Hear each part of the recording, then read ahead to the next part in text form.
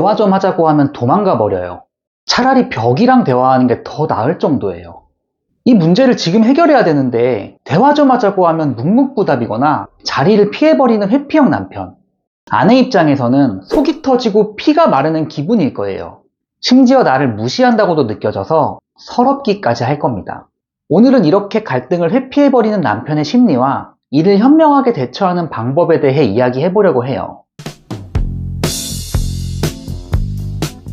자, 결론부터 말하자면 회피형 남편들은 여러분들이 싫어서 피하는 게 아닙니다. 사실 회피형 남편들의 내면에는 아주 큰 불안감이 자리 잡고 있어요. 단순히 아내와 싸우기 싫어서 피하는 게 아니라 괜히 대화했다가 상황이 더 악화될 수 있다는 두려움 때문에 숨어버리는 역설적인 상황인 거죠. 이런 분들 있으실 거예요. 남편이 결혼 초반까지는 회피형이 아니었는데 시간이 갈수록 점점 회피형으로 변했다는 분들. 여기에는 분명한 심리적 트리거가 존재합니다. 회피는 단순히 남편의 성격 문제라기보다는 결혼 생활에서 발생할 수 있는 다양한 갈등들 속에서 나의 생존을 위해 입을 닫고 숨는 것을 선택하게 된 결과일 가능성이 큽니다. 이런 맥락에서 보면 남편이 갑자기 동굴로 들어가는 게 아니라 어떤 단계를 거쳐서 들어간다는 걸 뜻합니다. 지금부터 이 5가지 단계에 대해 설명해 드릴게요. 첫 번째, 내가 무슨 말을 해도 정답이 아니구나. 회피의 가장 초기 단계로 부정적인 피드백이 누적된 단계예요. 남편은 자기 나름대로 의견을 내고 집안일을 했는데 아내로부터 반복적인 지적을 받는 경우예요. 설거지 제대로 한 거 맞아? 기름기가 그대로 있잖아. 아니 애랑 놀아줄 때는 핸드폰 좀 보지 말라니까? 처음에는 남편도 고치려고 노력하지만 이 부정적인 피드백이 반복되면 나는 더 이상 아내를 만족시킬 능력이 없구나 라는 자괴감에 빠지게 됩니다. 결국 욕을 먹느니 입을 다물고 아무것도 안 하는 게 낫겠다고 판단하는 거죠. 두 번째, 감정을 감당할 용량이 초과된다. 쉽게 말해서 부부싸움 중에 아내가 쏟아내는 감정이 남편이 소화할 수 있는 한계를 넘어선 상황입니다. 이를 심리학 용어로 정서적 홍수라고 하죠.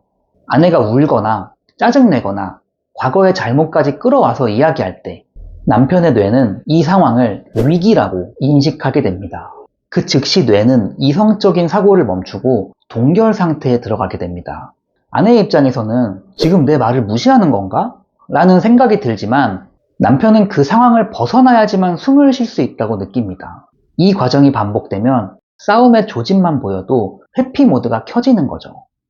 세 번째, 집은 쉼터가 아니라 또 다른 일터.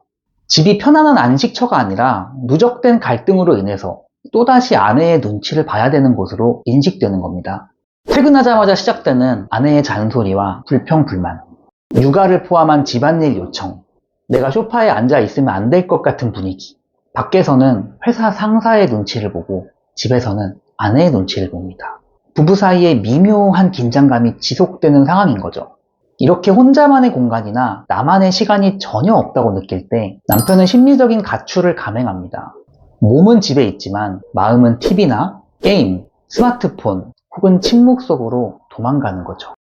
네 번째, 추격자와 도망자의 악순환. 관계심리학에서 회피형 남편을 만드는 전형적인 패턴입니다. 한쪽이 다가갈수록 한쪽은 더 멀어지는 상황인 거죠. 추격자 포지션인 아내는 남편이 또 회피할까봐 더 다그치게 되고 강압적으로 대화를 요구합니다. 반면에 도망자인 남편은 그 압박감이 싫어서 더 멀리 도망가려고 하죠. 이때 아내의 대화 좀 하자라는 말은 남편에게 너 이번에도 대답 안 하면 정말 가만 안 둔다 라는 신호로 입력됩니다. 아내가 간절히 원할수록 남편의 방어 기제는 더 높아지는 거죠. 다섯 번째, 학습된 무기력. 이 모든 과정이 수년간 반복되면서 최종적으로 도달하는 단계로 어차피 말해봤자 소용없다. 말하면 싸움만 커진다. 라는 신념이 굳어진 상태입니다. 이 단계에서는 이미 부부간 신뢰가 없기 때문에 더 이상 진실된 속마음 이야기는 통하지 않아요. 오히려 그 말이 꼬투리가 되어서 더 큰 싸움으로 번질 뿐입니다. 그래서 남편은 갈등을 해결하려는 의지를 놓아버리고 아예 갈등 상황 자체를 만들지 않기 위해 투명인간처럼 행동합니다. 이 5가지 단계를 놓고 봤을 때 회피형 남편이 되는 과정은 사랑이 식어서라기보다는 자기 방어의 과정인 경우가 많은 거죠. 정리하면 회피형 남편은 자신의 노력이 인정받지 못하고 비난받는다고 느낌, 감정적 갈등 상황이 너무 고통스럽고 압도됨, 대화가 해결이 아닌 비난으로 끝난다는 학습 효과, 이 세 가지 이유가 결합되어서 결국 입을 닫는 것이 가장 평화로운 해결법이라는 슬픈 결론을 내린 상태인 거죠. 자, 그렇다면 회피형 남편들은 어떻게 대처해야 될까요? 말 예쁘게 하기? 화내지 않고 말하기? 나대화법? 아니요. 무언가에 쫓겨서 도망가는 사람한테 괜찮아요. 걱정 마시고 저랑 잠깐만 대화할 수 있을까요? 이렇게 상냥하게 말한다고 멈추지 않습니다. 오히려 더 멀리 도망가겠죠. 마찬가지로 회피형 남편에게도 말의 내용이 중요한 게 아닙니다. 앞서 말씀드린 것처럼 회피형 남편들은 앞으로 어떤 일이 벌어질 거라는 걸 알고 미리 피하는 겁니다. 그렇기 때문에 100마디 말보다 한 번의 행동이라는 말처럼 너를 공격하려고 하는 게 아니야 라는 걸 학습시키는 게 우선입니다. 예를 들어 볼게요. 남편에게 설거지를 부탁했는데 고춧가루가 묻어있는 겁니다. 이때 당연히 한마디 하고 싶겠지만 비난하기보다는 와, 설거지 깔끔하게 잘했네 라고 칭찬 한마디만 딱 하는 겁니다. 그러면 남편은 그 말을 듣고 기분이 좋아져서 앞으로 더 잘하려고 할 거예요. 문제는 다음번이죠. 또 고춧가루가 묻어있는 상황입니다.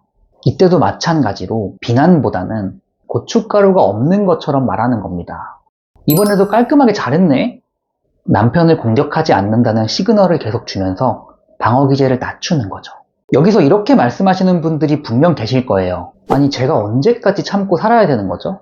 맞아요. 당장 내 속이 문드러지는데 남편의 비위까지 맞춰야 하는 게 화나고 억울한 게 당연한 거예요. 하지만 이때마다 내 감정보다는 우리가 원하는 진짜 목표를 먼저 생각하셔야 됩니다. 우리가 원하는 것은 남편을 이기는 게 아니라 남편과 잘 소통하고 내가 원하는 걸 얻어내는 거잖아요. 당장은 억울하더라도 화내고 추궁하는 지금의 방식이 통하지 않는다면 전략을 바꿔야 내가 덜 힘들어집니다. 무작정 참으라는 말이 아니에요. 효율적인 대화를 위한 환경을 만들자는 겁니다. 생각해보세요. 사사건건 내 말에 반대하는 친구랑 대화하고 싶으세요? 인간은 심리적으로 나를 인정해주는 사람의 말을 더 경청하려고 합니다. 그러니 내 감정을 통제하는 것이 억울한 인내가 아니라 관계의 주도권을 쥐는 현명한 기술이라고 생각하면 마음이 한결 편해질 거예요. 회피형 남편을 다룬다는 건 호흡이 필요한 일이에요. 하루아침에 바뀌진 않지만 아내가 안전한 대화 상대라는 확신을 가지게 되면 남편도 서서히 동굴에서 나오려고 할 겁니다. 사실 회피형 남편들은 그 누구보다도 인정받고 싶어하는 여린 마음을 가진 사람들이니까요.